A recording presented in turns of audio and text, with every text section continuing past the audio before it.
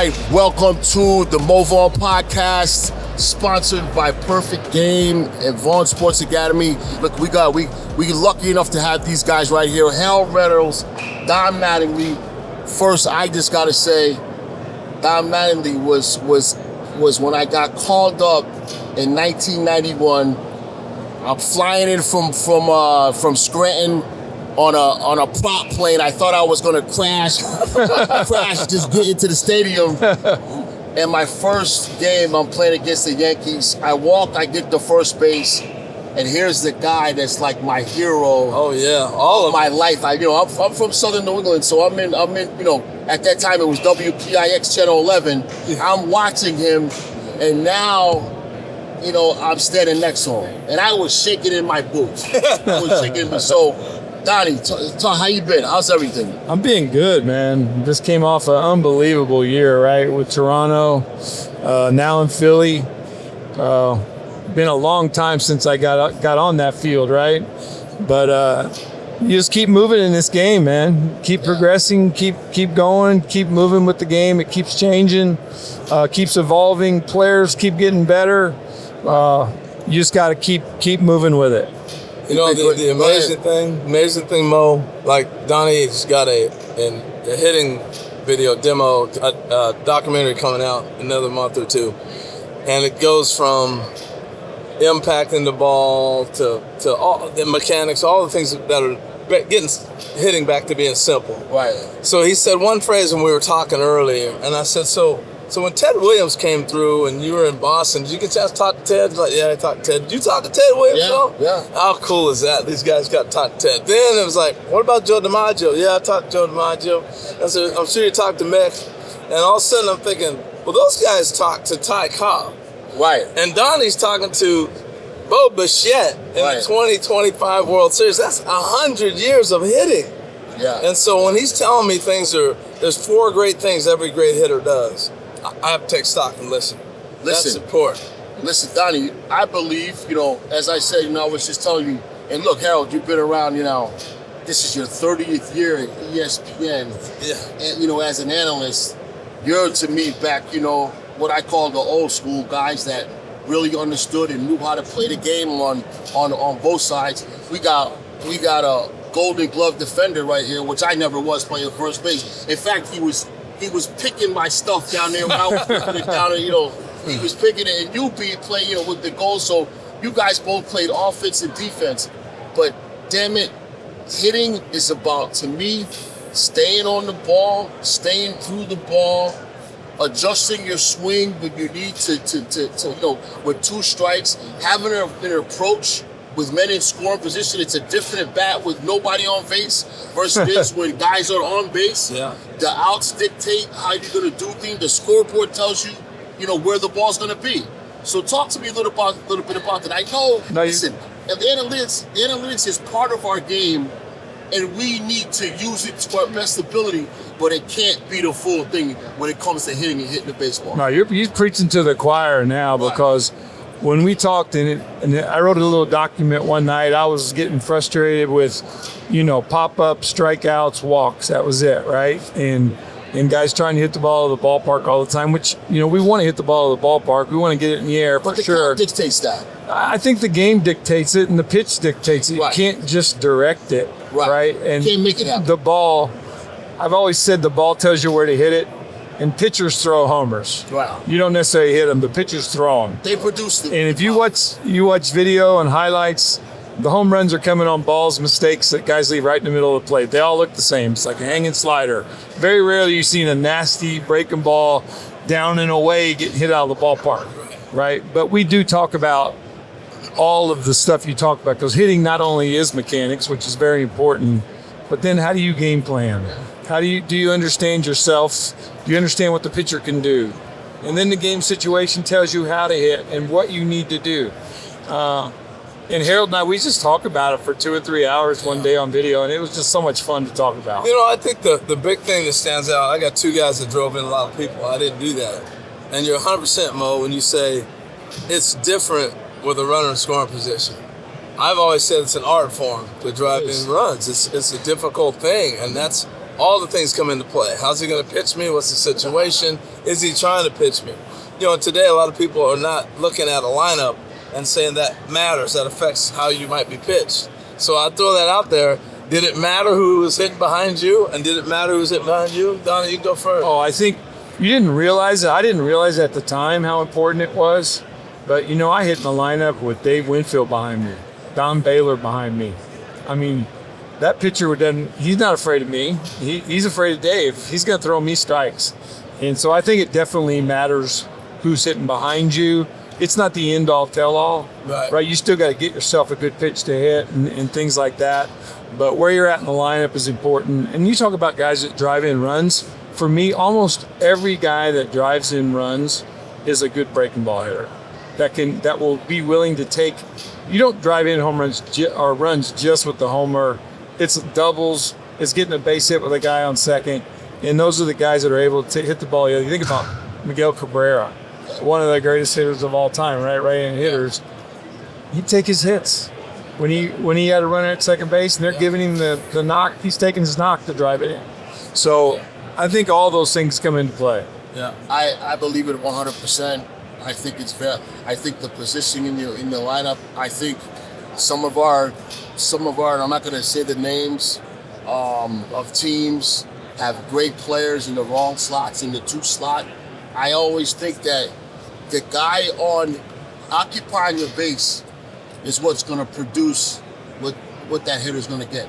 Yeah. You can hit 50, 55, 61 runs. You're driving 80, 90 runs. To me, that's a waste. When you guys, are sitting in that 3, 4, 5 slot, when they get through, to me, my head coach also used to tell me, man on first, you're using scoring position. You know what I mean? And I think it's like a mentality, but hopefully guys like you, guys like number 23 over there, do you think the game is going back to, some of the thought process when we said it looked like, that Toronto team that you were coaching, they seemed to stay on the ball and had longer bats. Do you think you were a proponent of some of that stuff? Oh, I think the game is not. I think the game's going to continue to evolve. I think for a time we've seen the strikeouts got discounted, like it's okay to strike out. I think you're seeing more value put on because there's numbers now for guys that are, their contact, right? And especially contact in the zone. And then chase rates and all the stuff that we measure. So I think there has been some more emphasis on being able to put the ball in play. It's basically being able to put the ball in play with balls in the strike zone. Right. And can you get yourself a strike and put it in play? So there's more value to it. I think the game slowly, you see it kind of pendulum back a little bit, right? We've shortened the bases just a touch. We've cut the throwovers down. We're adding speed. We're saying speed is valuable again. We're seeing guys still 70, 80 bags, which is more fun for the fan. The game's better to watch with the pace. I think some of the new rules have been incredible, and you may not agree, but I think the pace of the game is better. It's not that you want it to be short. You want it to move. To move. Let's go. Yes. Get in the box. Let's go. Get on the mound. Let's go. Yeah. Let's play the game. And it's way more fun to coach. And I bet it's a lot more fun for the fans to watch. So both you guys have said knowing the strike zone, knowing what you can handle in the zone, getting a good pitch. You've said it in different ways already in this conversation. So my question for both of you, I'll ask Mo a question. When did you feel like, okay, I'm learning my strike zone? Was that in college? Was it in Little League? Or was it in the big leagues where you started to really learn your zone? And then, Donnie, you can follow up with I struggled in 91, 92 because and it seemed like the harder they threw, I was moving faster. You're moving faster with your head and eyes doing, they're moving. Yeah. When I got with Mike Easter in the spring training of 93, I got my feet on the ground. This is when Donnie came to me because I see a little bit of a change that's happening. I got myself a good base, and my head stayed in one position, and I started really to get through the ball and using Fenway Park for what it was. But as soon as I calmed down and got a good base and my lower body slowed down, the strike zone came to me. Yeah. The ball seemed like it was slowing down. I was in charge of the at-bat versus the pitcher being in charge of the bat. So I think when I got with Mike Eastler and really got my base right, that's when the strike zone came from. That's good. I'm gonna come back to you with that on Donnie. But one thing Donnie talked about, I thought was so profound, was if you're sitting, two cars are coming on the freeway. Yeah. Why don't you share that a little bit? Well, I always looked at it like if you're on a 2-lane highway, right? You know, in the backwoods, and you're both going 60 miles an hour, that's coming quick. That intersection comes quick. Right. But if I'm standing on the side of the road watching a car come at 100, it's coming to me. And that's what I wanted as a hitter. I wanted to be on time, ready, but I wanted to feel like the ball's coming to me, not me trying to go get it. Correct. When I start trying to go get it, then I'm out front. I'm susceptible to movement. I'm susceptible to change the speeds a lot more.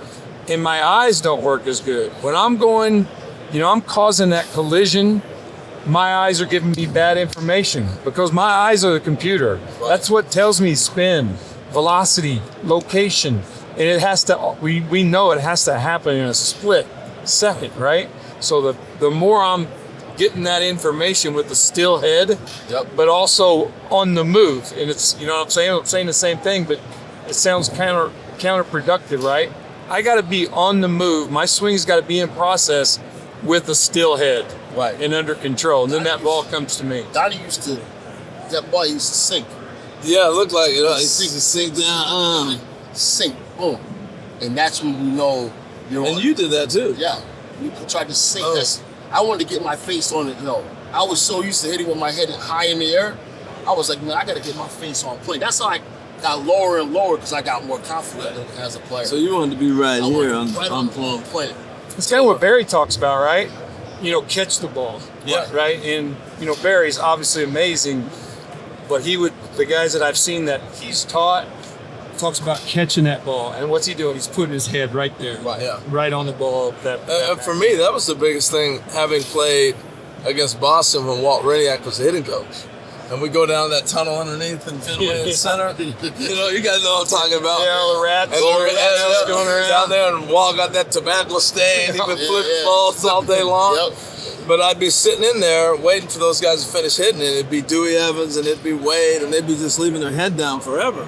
Yeah. And I remember asking, what are you doing? And it was like, you can't control the ball once it leaves the bat.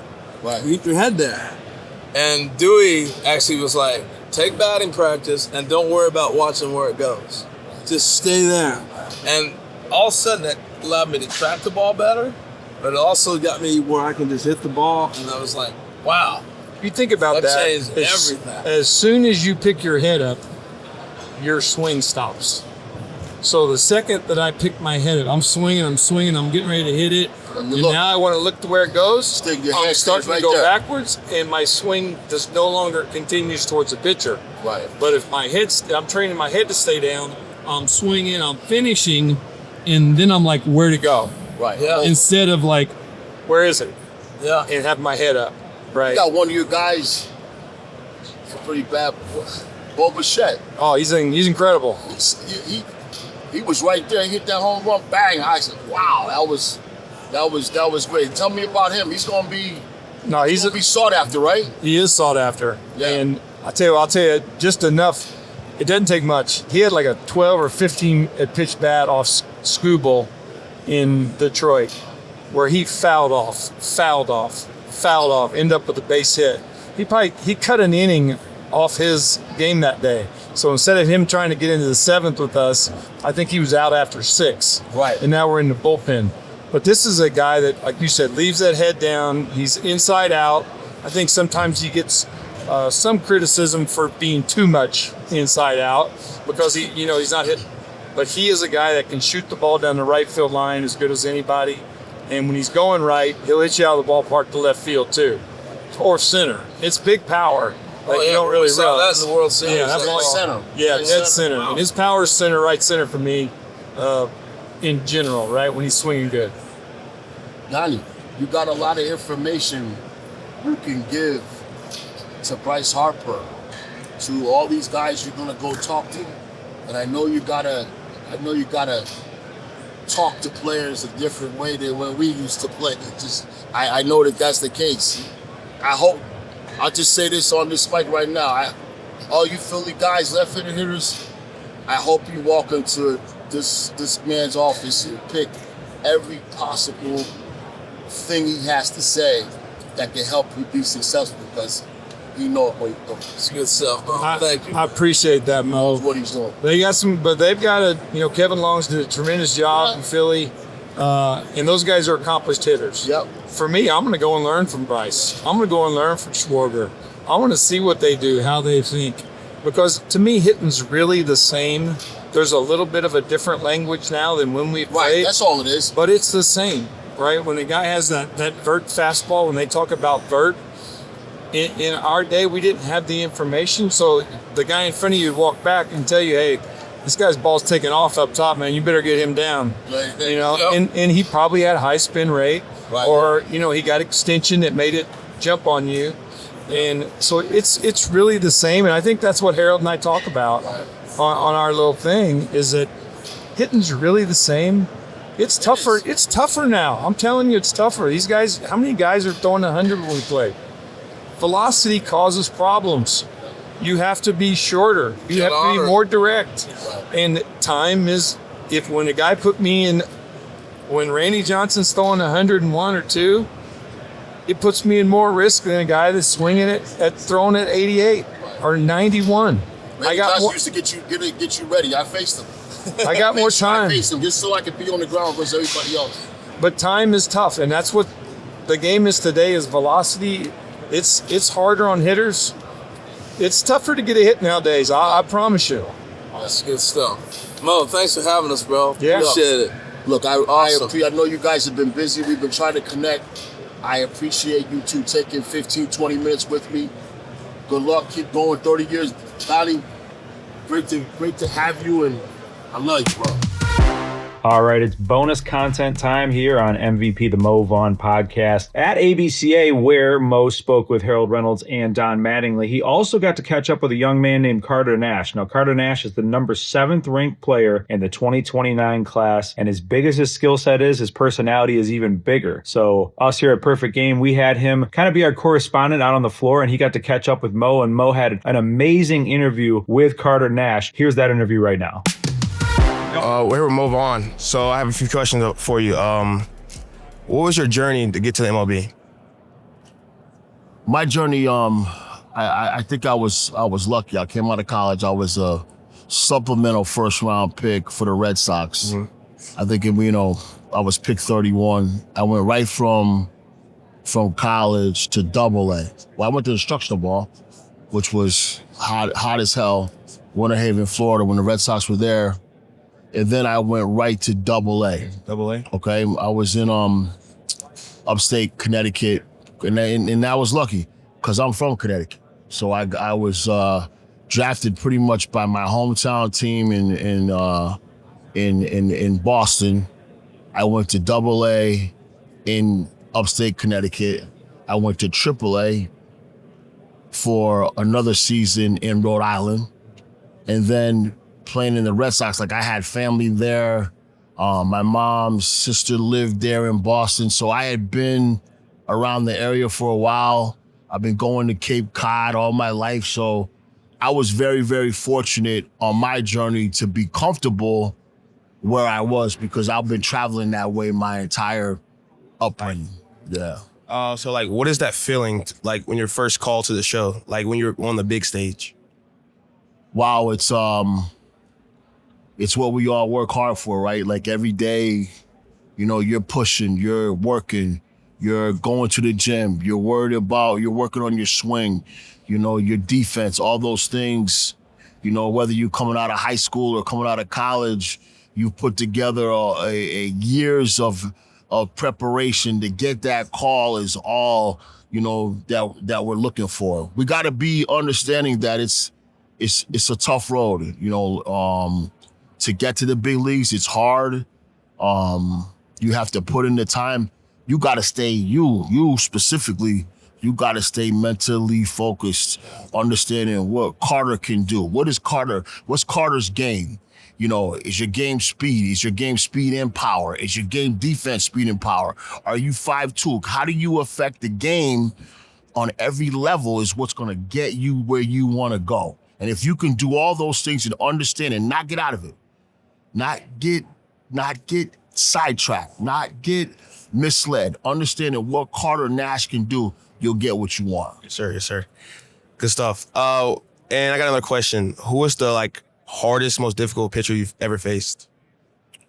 I don't like any pitchers. You don't like any pitchers? And you're not supposed to like them either. All right, so let's get that going. I hated. I wanted to do well against the toughest guys and that's when, listen, I think I was very, very lucky to be playing in Boston because Boston kind of pushed me to keep the level where it needed to be. The fans, the media, the fact that when I was playing, Boston hadn't won in 89 years, but playing in the American League, I had to go west to face Randy Johnson twice a year. Mm-hmm. I felt it was very critical for me as a left-handed hitter to stand in the box and take my lumps against him because I knew I was going to be facing left-handed pitching in key situations throughout my whole career. And I felt if I could keep my feet on the ground against him, then I had a chance to be successful. But it wasn't fun at all. It wasn't fun at all. What was your mentality in the box? What were you thinking pitch by pitch in the box? Well, I tell people all the time that, walk into home plate, and I batted third 90% of my career. So that means, being left-handed, that I'm facing the left-handed specialist coming out of the bullpen every night. And then my fourth at bat is going to be against the closer. And usually those at bats are going to be to either extend the game, get back in the game, and it's going to be a make or break situation that, at the end of the night when you stand in front of your locker, you're going to have to answer a question. So that was my reality for my entire career. And I enjoyed that. But the goal was to strike at the right time, understanding the outs, the inning, my last at bat, my last swing, my last at bat, how hard he's throwing, what do I feel like, who's on base tells me what I got to do. And I want you to understand that. You cannot walk to home plate swinging the bat the same way every time. Every time the situation is going to dictate, the scoreboard's going to tell you how Carter's got to swing the bat. And when you understand that, that's when you're going to be. I used to take pitches. That first two at bats, they throwing me that, that 1-2 curveball. I knew I was coming, but I wouldn't swing because I knew I was going to get that when I needed to strike. Those are the cat and mouse games that you're going to have to play every day to get to where you want to go. So you play mind games with the pitcher? Absolutely. Look bad, fall over, and then when it's time, I know where you're going. That's what I loved about the game, and I hope that people think like that about the game because that's the essence. The essence of going to home plate is understanding to capitalize on those situations when your team needs you. I got one more question. What was the most memorable moment in MLB, or were most memorable thing you done in the show, big show? There was a couple, and I think they were great learning experiences. I think in '95 we went from worst to first, okay, and then we kind of clinched 8 or 9 games early. I kind of let down. And then when I went to the playoffs, I went 0 for 15. Terrible. What a horrible feeling. I couldn't wait to get back to the playoffs to rectify that. That's the learning experience. And when I went back the next time, I had a good series. But those are, I think as a team, going from last to first to win a division, the learning experience of going to 0 for 15 in the playoffs the first time, and the ability to come back and do well the second time. It's always learning, bro. It's always going to be something you're going to learn every day you walk the home plate and what you got to do. Know yourself, know thyself, know how to work, know your preparation. And the reason why you have good preparation, because those days when you're not hitting well, you know that I did my work. That's all it's for. That's all it's for. They say, I can go to sleep at night. All I got to do is keep understanding what I got to do, and I'll be successful.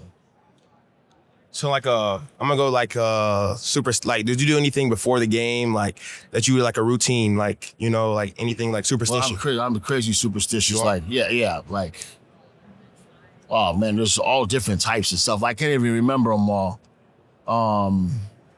I get dressed left to right. I put my left leg in, left sock, left everything, different stuff. I'm hitting well. I'm wearing the same stuff. I'm washing it though. But I'm wearing the same stuff. Anything, you know, baseball is full of superstitions. That's how we live, you know. And then when it's going bad, then we got to do something different. That's just the way that it is. Do you have any questions for me? Oh man, like, how is it? How has it been getting prepared for this moment coming up? You know, what do you got? You got one more year in school, in high school? Oh no, I'm freshman. You're a freshman. Yes, sir. Freshman. Okay, so you got some time. Mm-hmm. I don't have any questions. I just want you to understand that you have great ability. You have all the tools. Just know what you gotta do. Sir. Consistently every day. Have good habits. Get your rest. Like don't let anything or anybody distract you from what you want to be. And that goes for, you know, your family, your friends. You know, you're a good-looking dude. There'll be lots of people trying to get your phone number. You got to be able to put all that stuff in its proper position so you can strike at the right time and stay focused and get what you need to get to. All right, one more last question. Do you remember that game in 11U? VSA versus Supreme or no? At East Cobb? See this picture? Remember this? You remember that? Did you hit a ball? You hit some home runs off of me? I think so. Wait. Is there a video? Oh, yeah, yep, right here. Remember this? I think I told you don't ever hit a ball like that in my life off of me. You hit the ball all the way. Yes. You remember that? That's awesome. That's great. Yes, sir. Great. Yes, sir. Glad to see you. Yes, sir. Glad to see you keep rising, man. Like, I saw you back then. I said, yo, whoever that dude is gonna be somewhere. Look at you. Nice. Keep it up. But don't do that again. All right? Great job. Thank you.